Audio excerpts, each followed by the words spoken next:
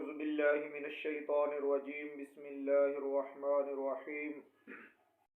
من ذا الذي يشفع عنده إلا بإذنه يعلم ما بين أيديهم وما خلفهم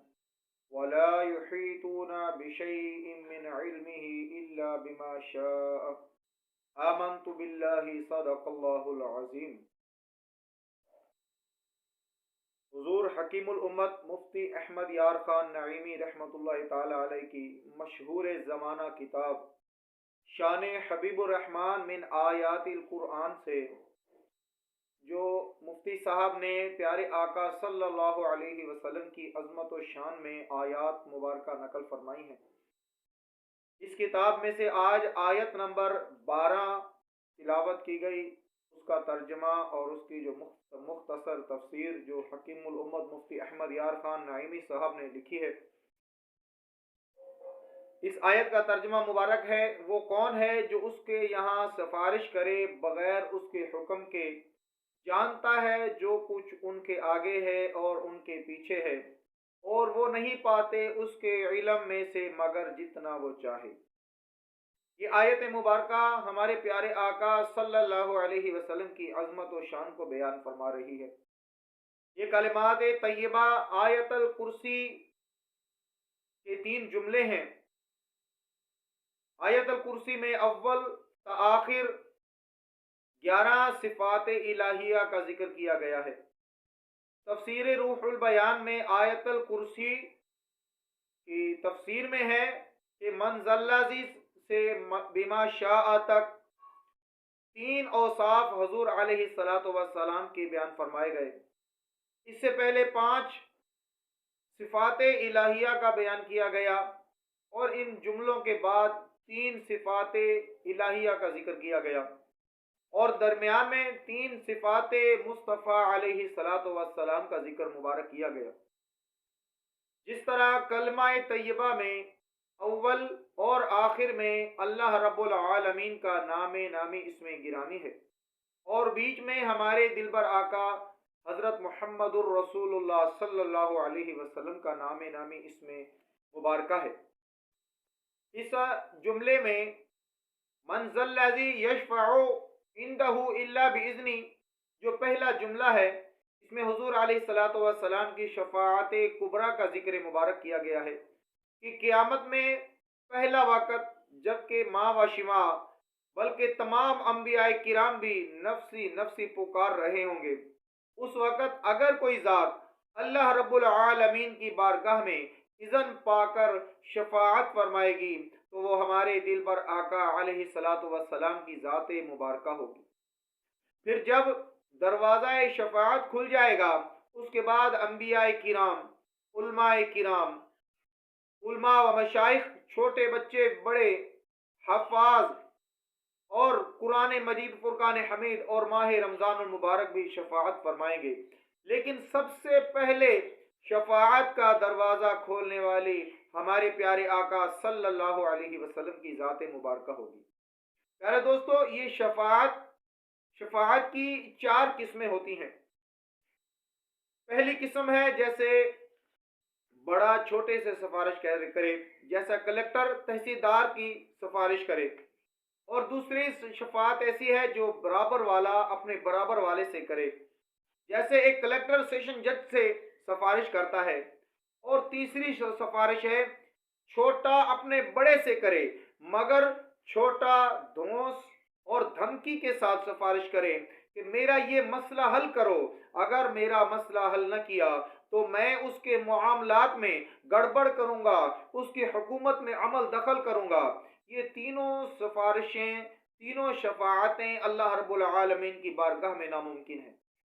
کسی میں اتنی طاقت نہیں، کوئی اللہ کی ذات سے بڑا نہیں، کوئی اللہ کی ذات کے برابر بھی نہیں ہے، پر اگر کوئی چھوٹا یہ کہے کہ میں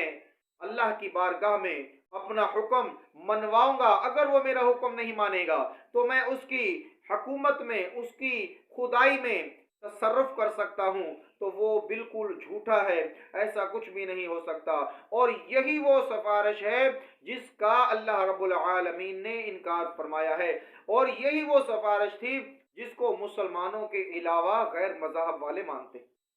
اب مسلمان کون سی سفارش کو مانتے ہیں؟ جو چھوٹا بڑے سے سفارش کرے، لیکن اس میں بڑے کی ہمدردی شامل ہو، بڑے کی محبت شامل ہو، بڑے کی اجازت شامل ہو، اور بڑا اس کو اس کی اجازت بھی دے، تو وہ سفارش ہوگی جو ہمارے دل پر آقا صلی اللہ علیہ وسلم فرمائیں گے۔ اللہ رب العالمین کی محبت، عطا، اذن سے ہمارے پیارے آقا صلی اللہ علیہ وسلم شفاعت کا دروازہ کھولیں گے۔ کفار کی جو سفارش تھی وہ یہ تھی کہ وہ دھونس کے ساتھ، دھمکی کے ساتھ ہمیں چھڑا لیں گے، پر مسلمانوں کا یہ عقیدہ نہیں ہے۔ مسلمانوں کا یہ عقیدہ ہے کہ اللہ رب العالمین کی اجازت سے، اللہ رب العالمین کی محبت سے، اللہ رب العالمین جس طرح چاہیں گے وہ اسی طرح سے شفاعت فرمائیں گے، محبوبان الہی یہی شفاعت کریں گے۔ دوسرے جملے میں ارشاد ہوا کہ وہ شفیع المذنبین، ان کے آگے اور پیچھے سب جانتے ہیں، اور ہونا بھی ایسا چاہیے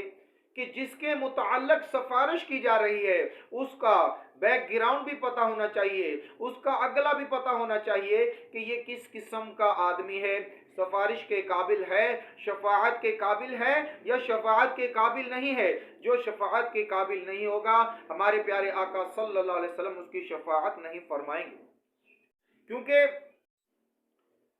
یہ ایسے حالات ہوتے ہیں کہ مسلمان ہے یا کافر ہے، جہنمی ہے یا جنتی ہے۔ اس کے علاوہ بھی آپ دیکھ سکتے ہیں کہ اگر طبیب کو مریض کی مرض کا پتہ نہ ہو کہ اس کا مرض کیسا ہے، لا علاج تو نہیں ہے، اگر اس کو اس کا مرض کا پتہ چلے گا تو تبھی وہ اس کی مرض کا علاج کر سکے گا۔ اس کے علاوہ بھی ہمارے پیارے آقا صلی اللہ علیہ وسلم لوگوں کے معاملات کو جانتے تھے، جانتے بھی ہیں۔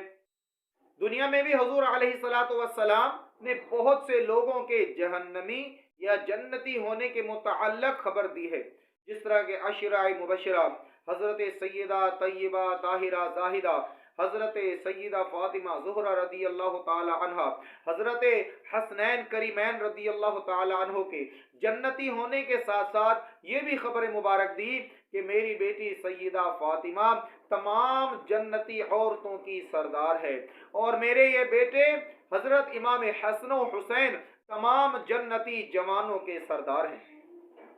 جہاد میں ایک دفعہ ایک جہاد میں ایک مسلمان بہت شدت کے ساتھ کفار کے ساتھ جنگ کر رہا تھا۔ بعض مسلمانوں نے کہا کہ یہ کس طرح جہاد کر رہا ہے، انہوں نے اس کی تعریف کی۔ جب انہوں نے اس کی تعریف کی، پیارے آقا صلی اللہ علیہ وسلم نے ارشاد فرمایا جہاد تو بہت دلیری کے ساتھ کر رہا ہے، مگر یہ شخص جہنمی ہے۔ جب صحابہ کرام نے اس کو دیکھا تو اس نے آخر میں اپنے آپ کو خود ہلاک کر دیا، یعنی اس نے خودکشی کر دی۔ مشکات باب الایمان بالقدر میں ہے کہ ایک بار حضور علیہ الصلوۃ والسلام اپنے دونوں مبارک ہاتھوں میں دو کتابیں لیے ہوئے صحابہ کرام علیہم الرضوان کی مجلس مبارکہ میں جلوہ گر ہوئے،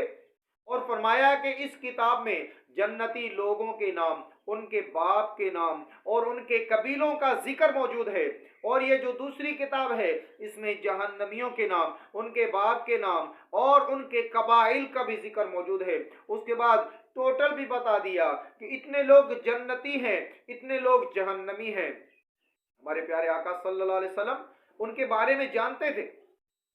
ایک حدیث مبارکہ جس کو مخالفین ہمارے پیارے آقا صلی اللہ علیہ وسلم کے علم غیب کے انکار میں پیش کرتے ہیں کہ حوض کوثر پر ہمارے پیارے آقا صلی اللہ علیہ وسلم نے ارشاد فرمایا کہ حوض کوثر پر ایک جماعت آئے گی تو صحابہ کرام ان کو روک لیں گے، اور میں فرماؤں گا ان کو آنے دو، یہ تو میرے صحابہ ہیں۔ تو فرشتے عرض کریں گے یا رسول اللہ، کیا آپ نہیں جانتے کہ انہوں نے آپ کے بعد کیا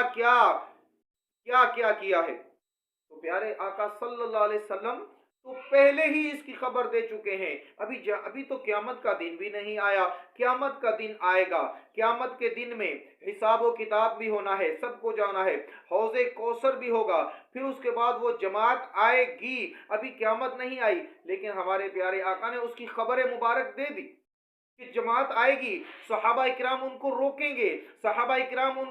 گے تو میں ان سے یہ کہوں گا، اور پھر جواب میں صحابہ اکرام مجھے یہ الفاظ کہیں گے۔ تو ہمارے پیارے آقا صلی اللہ علیہ وسلم تو آنے والے وقت کی بھی خبر دے رہے ہیں۔ تو اللہ رب العالمین نے ہمارے پیارے آقا صلی اللہ علیہ وسلم کو یہ تمام علوم عطا فرمائے ہیں، اور یہ صرف اس لیے تھا کہ ان بے دینوں کو شرمندہ کرنا تھا کہ یہ ایسے لوگ ہیں، ان کو میرے حوض کوثر سے دور کیا جائے، تو لوگ اس چیز کو سمجھیں۔ تیسرے جملے میں ارشاد ہوا کہ وہ لوگ اس شفیع المذنبین کے علم میں سے نہیں پاتے مگر جتنا وہ یعنی پیارے آقا صلی اللہ علیہ وسلم ان کو بتانا چاہیں۔ کوئی ولی، کتب، غوث، ابدال ہمارے پیارے آقا صلی اللہ علیہ وسلم، حتیٰ کہ انبیاء کرام بھی ہمارے پیارے آقا صلی اللہ علیہ وسلم کے علم مبارک کو گھیر نہیں سکتے۔ ہاں، جس قدر ہمارے پیارے آقا صلی اللہ علیہ وسلم چاہیں اور ان کو بتا دیں۔